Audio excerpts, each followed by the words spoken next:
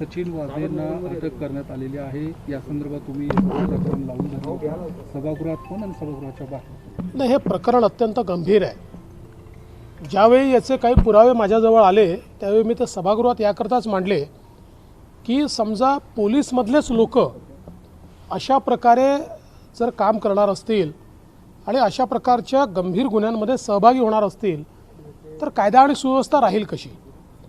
आणि म्हणून हा सगळा विषय मी सातत्याने मांडत होतो। परंतु दुर्दैवाने सरकारच्या वतीनं केवळ त्यांना त्या ठिकाणी पाठीशी घालण्याचंच काम हे सातत्याने होत होतं। म्हणजे अगदी ते ओसामा बिन लादेन आहेत का वगैरे अशा प्रकारे त्यांना एक प्रकारे शेल्टर देण्याचं काम किंवा कुठेतरी त्यांचीच वकिली करण्याचं काम हे सातत्याने सरकारच्या वतीनं होत होतं। पण मला असं वाटतं की आता NIAची जी कारवाई झाली आहे त्यात अनेक पुरावे NIAला मिळालेले आहेत आणि कशा प्रकारे हा संपूर्ण गुन्हा घडला आहे हे देखील समोर आलेलं आहे। पण माझं मत असं आहे की अजून यातला एकच भाग बाहेर आलेला आहे। दुसरा भाग अत्यंत महत्त्वाचा आहे।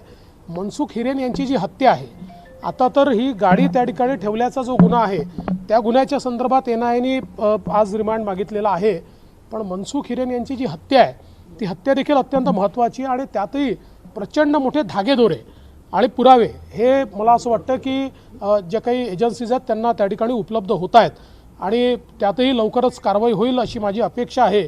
पण एकूणच माझं मत असं आहे की केवळ हे सचिन वाझे यांच्यापुरतं मर्यादित नाही आहे।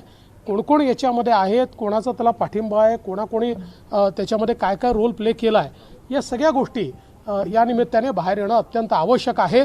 मला असं वाटतं की आता ही नुसती सुरुवात झाली आहे आणि सगळ्यात महत्त्वाचा प्रश्न यात हा देखील उपस्थित होतो की सचिन वाझे हे माननीय उच्च न्यायालयाच्या आदेशाप्रमाणे निलंबित होते आणि ज्यावेळेस मी मुख्यमंत्री होतो आणि माझ्याकडे गृह खातं होतं त्यावेळी अशा प्रकारचा आग्रह शिवसेनेच्या नेत्यांनी धरला होता की त्यांना पुन्हा घेतलं पाहिजे। आणि म्हणून त्यावेळेस मी ॲडव्होकेट जनरल जे आहेत त्यांना बोलवून ती फाईल दाखवली होती आणि त्यांनी मला त्यावेळेस अर्थात तोंडीच सल्ला होता पण सल्ला दिला होता की हायकोर्टाच्या आदेशाने ते निलंबित झाले असल्यामुळे त्यांना घेणं योग्य होणार नाही, तो हायकोर्टाचा अपमान होईल। मात्र हे सरकार आल्यानंतर त्यांनी कोरोनाचं कारण दाखवून कोरोनात आम्हाला सस्पेंडेड अधिकारी हवे आहेत असं कारण दाखवून त्यांना पुन्हा घेतलं। पण घेतलं तरी त्याच्यामध्ये सगळ्यात महत्त्वाचं काय आहे तर क्राईम इंटेलिजन्स युनिट हे मुंबई पोलिसांचं सगळ्यात महत्त्वाचं युनिट आहे आणि या युनिटचा प्रमुख हा नेहमी एक PI दर्जाचा व्यक्ती असतो। यांना घेतल्यानंतर रातोरात PI दर्जाचा व्यक्ती हा ट्रान्सफर करण्यात आला आणि API दर्जाचे जे सचिन वाझे आहेत यांना त्याचा पूर्ण चार्ज देण्यात आला आणि त्यानंतर मुंबईतली कुठलीही त्या ठिकाणी केस असो ती प्रत्येक केस ही मात्र त्यांच्याचकडे जाईल अशा प्रकारचं एक त्या ठिकाणी काम सुरू झालं।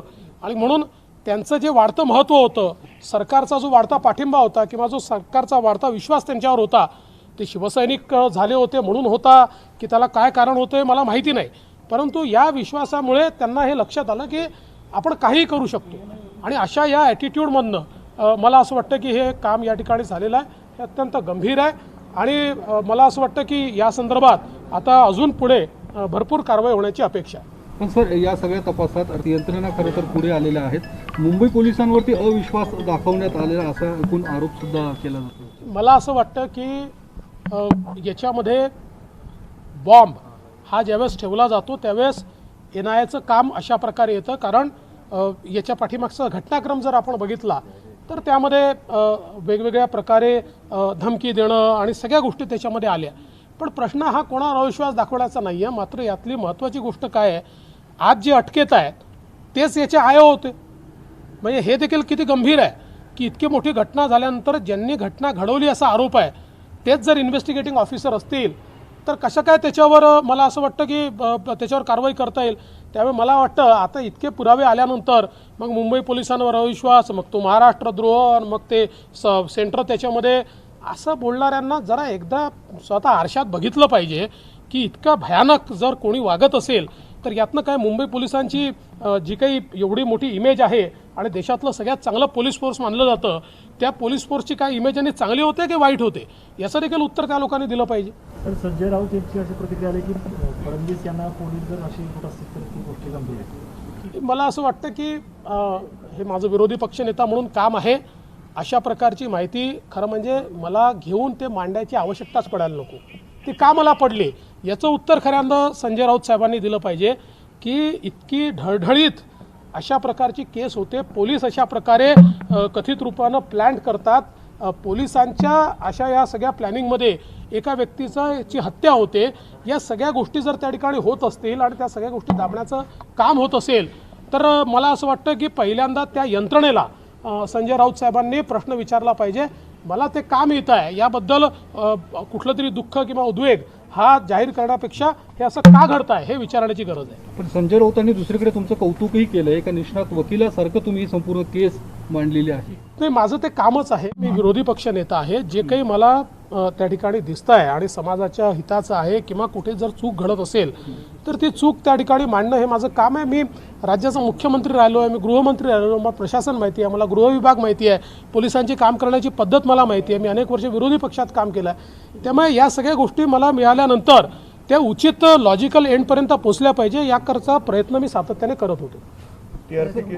टीआरपीच्या केसमध्ये त्यांचं एक काही याच्यामध्ये दिसतंय काही कारण बिहारमध्ये इंडियन मुजाहिदीनशी संबंधित जो माणूस आहे त्याच्याकडं मोबाईल सापडणं, त्यांनी टेलिग्राम तयार करून तो मेसेज पाठवणं. मला असं वाटतं की याच्यामध्ये खूप गोष्टी हळूहळू बाहेर येतील, कारण हा काही छोटा प्लॉट नाही, मोठा प्लॉट आहे आणि याच्यात अनेक लोक आहेत, याच्या पाठीमागचं कारण काय आहे, कोण कोण त्याच्यामध्ये सामील आहेत, अशा अनेक गोष्टी आता यातनं निश्चितपणे बाहेर येणार आहेत. सर, या सगळ्या याच्यामध्ये राज्य अस्थिर करण्याचा सुद्धा या सगळ्या प्रकरणामुळे प्रयत्न केला जातोय, हा एक आरोप लावला. हा अतिशय दूधखुळा आणि हास्यास्पद आरोप आहे.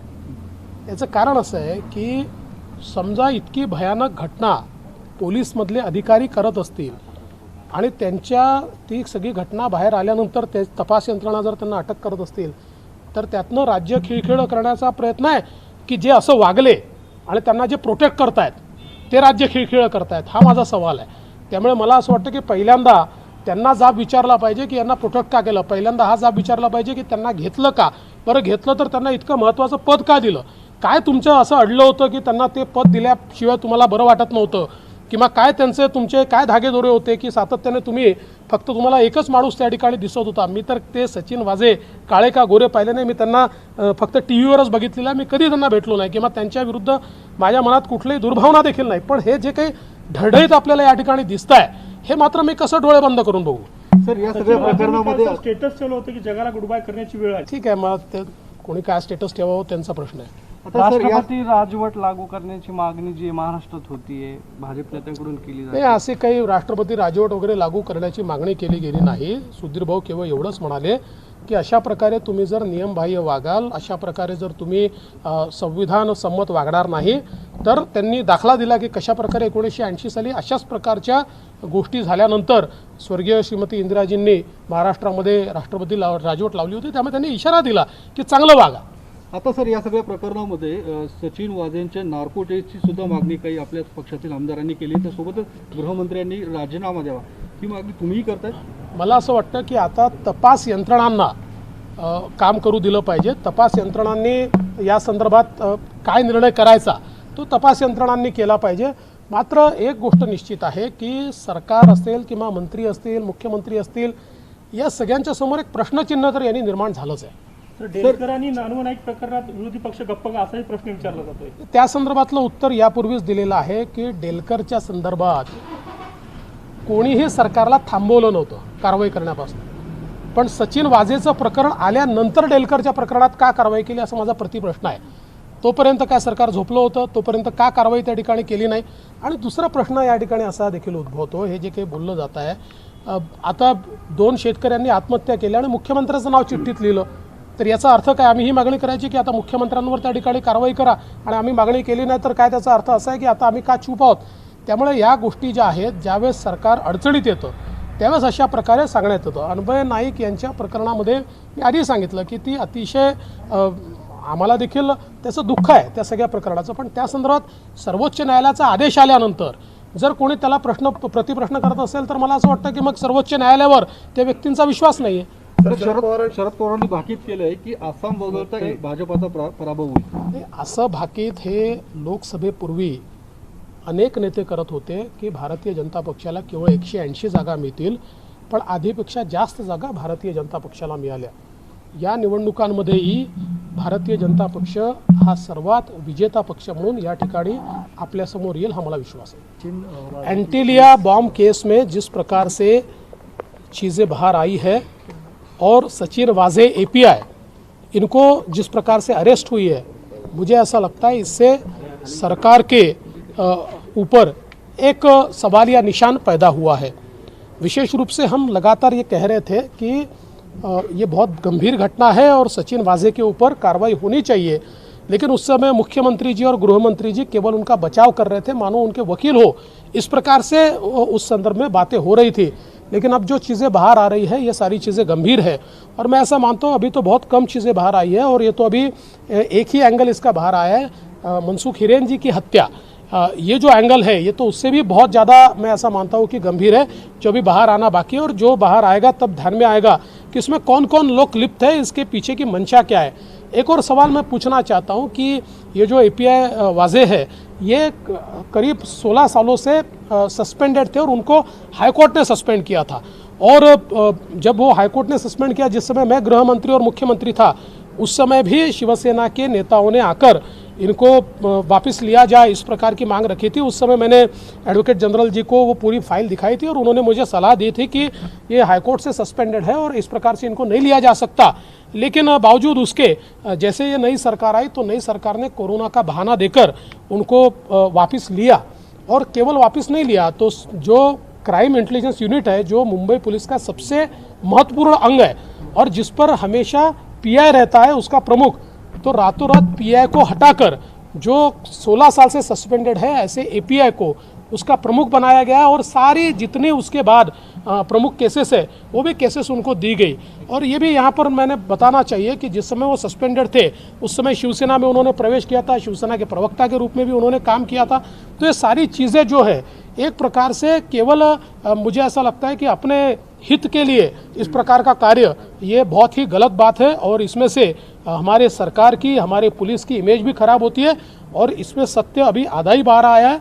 हम अपेक्षा करते हैं कि पूरा सत्य जल्दी बाहर आएगा।